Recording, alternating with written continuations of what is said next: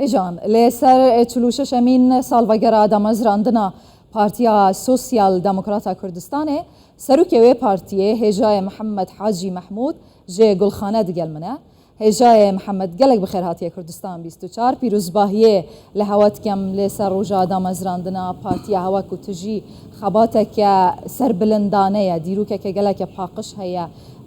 weke çawa hûn bi dirêjehiya dîroka xwe dibêjin yan Kurdistan yan neman. Dixwazim di vê rojê de bizanibim li jêr vî dirûşmî partiya hewa bijivane ji bo rewşa siyasî bi taybetî li Kurdistanê çi karekî çi xebatekê dike? زۆر سپاس دەکەین و ئێمەش پیرۆزبایی لە کەسوکاری شەهیدان و هەموو خەڵکی کوردستان و هەموو لایەکەکەین زۆر سپاسان دەکەین. ئەمڕۆ ئەلبەتە هەشتا 46 ساڵ تێپەڕێ بەسەر دامەزراندنی حزبی سۆسیالیستی دموکراتی کوردستاندا و ئەو حزبە لە زۆربەی ڕووداوەکان و گۆڕانکاریەکان خاوەنی کۆمەڵی سەروەری و هاوپەیمانی و دۆستایەتی و بەرگریکردن لە گەل و نیشتمانەکەیدا بەردەوام بووە چ لە بواری پێشمەرگایەتی و وەچ لە بواری ئیداری و هەڵبژاردنەکان و واتە لە هەموو پرۆسە سیاسیەکانی کوردستان و مەنتەقە بەشداری کردووە. ڕەنگە دوا هەمیشەش لە ڕیزی پێشەوە لە خەبات و بەرگری کردووە لە وڵاتەکە و لە قەواری هەرێمی کوردستان بە خوێنی خۆیان ڕەنگە دوا بەشداریشیان کە تا ئێستا خوێنیان لەبەر ئەڕوات بەرگریکردن لە تیرۆریستانی داعش بوون بە پەلاماری کوردستانیاندا واتە حزبی سۆسیالی وەکو ڕێکخراوێکی زیندوو حیزبێکی زیندوو ئەوە ئەوەندە ساڵە بە هەمان ناو و بە هەمان فکر و ئایدۆلۆژی و بە هەمان گوڕوتینەوە لە بەرەی خەبات و لەگەڵ میلەتەکەی خۆیدا لەگەڵ پاراستنی دەستکەوتەکانی میلەتەکەماندایە. قۆناغا پارتیەوە تێدا هاتیە دامەزراندن قۆناغێکی geleke sext û dijwar bû niha jî bi rêre û arasteyên cuda her dijwar e. Em di Iraqekê dane fîdraliye danpêdanê bi fîdraliyetê nake hiç danpêdanê bi destûr û yasayê nake her kesekî hate ser kursiyê bi mezaciyet biryara dide. Divan pêşhatên ku Iraq tê de derbas dibîtin bi qaş û guhertina destûrê sîstemê hikûmraniyê ber bi helbijartinên pêşwexet hûn çi çavarê dikin؟ ئەم پێمان وایە ئەو وەزعانەی کە ئەمڕۆ لە عێراقا ئەیگوزارێت ئەو وەزعی کە لە عێراقا هەیە عێراق باوەڕ ناکەم جارێکی تر بتوانێت بێتە عێراقێک کە هەموو مافی پێکاتەکان تێیدا پارێزراوە بێت وەکو بەڕێستان ئەزانن گەورەترین دەستگای تەشریعی و قانونی لە عێراقدا ئێستا تووشی فەلەج بووە و هیچ کارێکی نەک پێ ناکرێ بەڵکو بووەتە وەکو ئەوە بووەتە جێگەی گاڵتەجاری لە عێراقدا واتە وەزی عێراق وەزعێکی ئاڵۆز و لێک پێچراوە بۆیە پێویستە ئێستا ئەوەی تا وەڵامدانەوەی بۆ ئەوانە هێزە سیاسیەکان و خەڵکی کوردستان یەک هەڵوێست و یەک ڕیز بن و ئێمە پێمان وایە ئەو بەرنامانە ئەو سیستەمانەی کە لە عێراقا بوو نەیتوانیوە مافی هەموو پێکاتەکان و تاک و کۆمەڵی ئەو وڵاتە بپارێزێ بۆیە پێویستە ئێمە بە دوای سیستەمێکا بگەڕێن کە سیستەمی کۆن فیدراڵیە و سیستەمی کۆن فیدراڵی بتوانێت مافی هەموو پێکاتەکان دەستەبەر بکات واتە ئەو ناوچانەی ئێستا چۆن هەرێمی کوردستان هەیە چەند هەرێمێکی تریش هەبێت لە عێراق و خواروی عێراق و وەسەتی عێراق ئەو هەرێمانە 100% بۆ پێکاتەکان بێ واتە بەغداش مشتەرەک بێت بۆیان من پێم وایە ئێستا تەنها ڕێگەیەک بۆ چارەسەری کێشەکان ئەبێت ئێمە پێ لەسەر کۆن فیدراڵی دابگرین و کۆن فیدراڵی ئەتوانێت وەڵامی یا پاراستنی دەستکەوتەکانی هەموو پێکاتەکان بێ. باشە ئەو مانۆرە هەوەیە سەربازی ئەڤروکە هەوە ئەنجام دای دیڤان شەرت و مەرجێن و هون بخۆ ناوە شێرن چەندین جاران وە گورتیە زیدەتر ژ مەترسیەکێ لەسەر هەرێمە کوردستانی هەیە بچ ئارمانجێ بوو. خۆتان نەزانن ئێستا لە هەموو دنیادا هەمووی منتەقەکە ئاگری گرتووە ڕۆژهەڵاتی ناوەڕاست بە تایبەتی ئەوە ئەبینن لە بینی ئوکرانیا و رووسیا شەڕێکی گەرمە ئەبینن لە بینی چین و تایلەند و ئەوانەشدا خۆ ئامادەکردنە بۆ شەڕێک لەو ناوچەیە ئەوە چەند ڕۆژێکیشە لە فەلەستین و ئیسرائیل لەوێ شەڕە بۆ خەڵکێکی زۆر تیاچووە و وەزی عێراقیش ئەبینن وەزی عێراقی وەزێکی ناجێگیر و ئەوەیە ئێمە لە ڕاستیە حزبی سۆسیالیستی دیموکراتی کوردستان ڕاستە بە مناسبەی هەشتی هەشتەوە و یادی حزبەوە مانۆر نییە نمایشێکی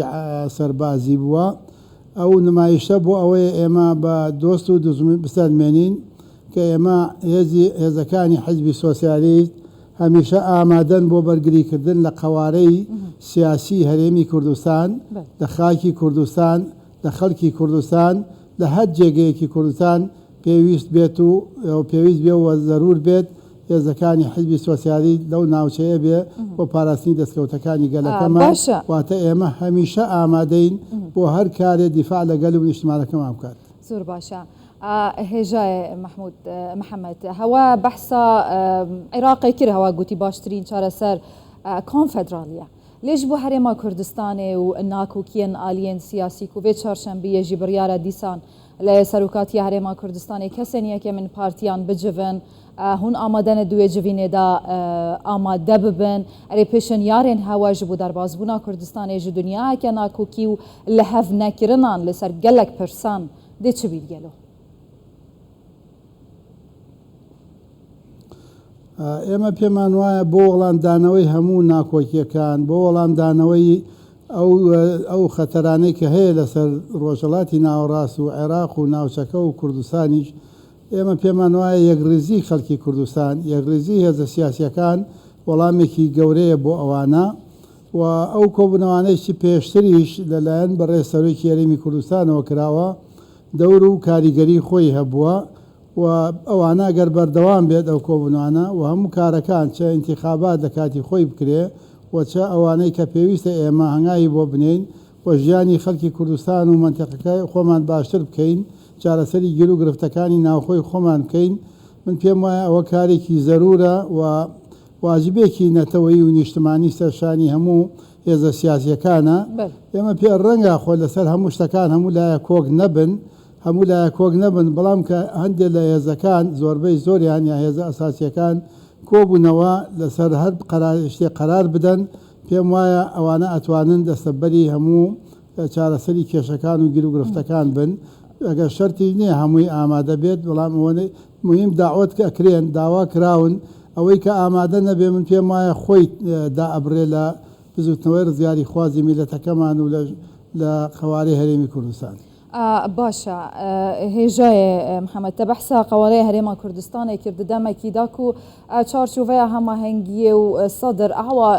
لە دژی هەف لە چەپەرێن دژی هەف سەکنینە ئەنها بەحسا گوهارتنا دەستورێژی دەهێتا کردن بڕائیە هەوا ئیمکان تێدایە دەستور بهێتا گوهارتن دنەوە شەرت و مەرجێن و عێراق تێدا دەرباز دەبیتن خۆی لە ڕاستیا مەسلەی عێراق مەسلەی دەستور ڕەنگە یەکێک گوێ لە کێشەکان بەڵام دەستور کاتی خۆی بە ڕێکەوتن کراوە و هەتا مەسلەی دەستور سێ محافەزە ئەبێت لە عێراقدا ئەگە سێ محافەزە مخالیف بوو ناکرێت دەستکاری ناکرێت واتە بە ڕێکەوتن کراوە بەوێ ڕێکەوتنی دەستکاری بکرێ بەڵام ئێمە پێمان وایە سیستەمی ئەوڕۆی عێراق چه سیستەمی پەرلەمانی بێ یا هەر سیستەمێکی تر بێ و ئەگەر انتخابات پێش بخەن یا دوای بخەن لە عێراق ئەمانە هیچ چارەسەر نییە بۆ قەزیەی عێراق و بۆ یەکخستنی عێراق واتە عێراق نابێتە ئەو عێراقە یەکگرتووەی کە چاوەڕێیەکەن چونکە عێراق خۆتان نەزانن لە 1920 و دوای پەیمانی سای کەسبیکۆ و دوای شەڕی یەکەمی جیهانی عێراق بەیەکەوە لکێنراوە لە سێ ویلایەتی مووسڵ و بەغدا و بەسرا ئەوە هەر بەیەکەوە ڕێک نەکەوتن و هەر بەیەکشەوە نەیانتوانی پێکەوە کار بکەن بۆ ئێمە پێم وایە ئێستاش ئێمە ئەبێت بە دوای سیغەیەکی ترا بگەڕێین بە دوای سیستەمێکی ترا بگەڕێین کە ئەوی سیستەمی کۆنفیدرالیە بتوانن چارەسەری کێشەکان و بشتوانن چونکە ئێستا ئەبینیت لە خەڵکی بەسرە چاوەڕێی حاجی عومەران و باشماخ و زاخۆیە و هەروەها خەڵکی کوردستانی چاوەڕێی بەسرە و ناوچەکانی ترە و ڕەنگە سوناش چاوەڕێی هەردووکیان بێت بەڵام کاتێک کە هەرێمێک لە جنوب و هەرێمێک لە وەسەت و هەرێمێک لە کوردستان هەیە ئەو هەرێمانە 100% بۆ ئەو پێکاتەیە کە لەو سنوورەیە ئەvە پێکانە دەبێت سەردەمێدا و بێ 100 ساڵێدا ممکنە تەنها چارەسەر بێ کۆنفێدرالیات ممکنە من پێم وایە چارەیەک نییە چونکە ئەکرێ عێراق هەر بەم شێوەیە هەموو ڕۆژە لە شەڕ و لە کێشە و لە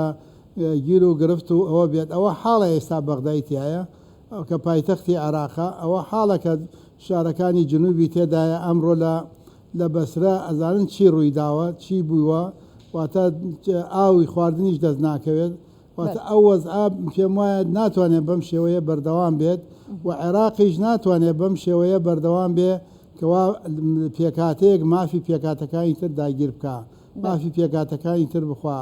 واتە عێراق بۆیە ناوی عێراقا چونکە هی هەموو پێکاتەکان و بە تایبەتی کوردی تێدایە ئەگەر عێراق کوردی تێدا نەبووە وەکو وڵاتەکانی تر عەرەبیەکی پێوە بی دەولەت عەرەبیە سووریە و مەغریبیە فڵانە سعودیە ئەبێ عەرەبیەکی پێوە بواە بەڵام بۆ ناوی عێراقا لەبەرەوەی